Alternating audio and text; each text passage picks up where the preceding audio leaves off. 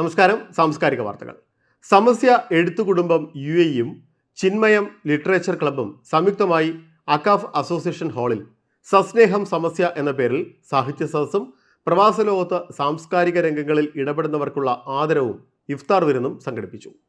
Akcaf president Paul T Joseph മുഖ്യാതിഥിയും Chinmaya college alumni UAE president Prajeeb MC അധ്യക്ഷനുമായിരുന്നു.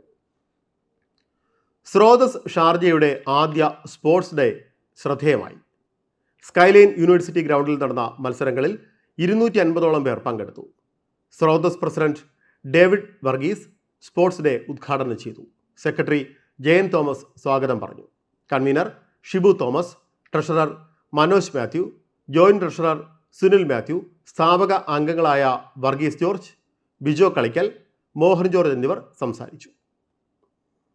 Align Malayali Samajam Lulu Ramadan ഓളി fest 2024 season 3 അലൈനിലെ British academy സ്റ്റേഡിയത്തിൽ സമാപിച്ചു.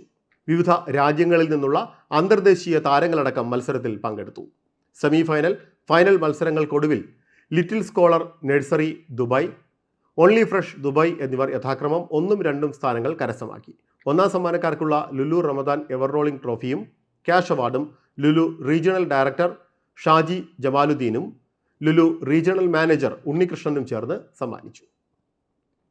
സാംസ്കാരിക വാർത്തകളിൽ ഉൾപ്പെടുത്താനായി ഇനി പറയുന്ന ഇമെയിൽ വിലാസത്തിൽ വാർത്തകൾ അയയ്ക്കുക. news@pravasibharati.com അല്ലെങ്കിൽ പ്രവാസി ഭാരതി റേഡിയോ news@gmail.com.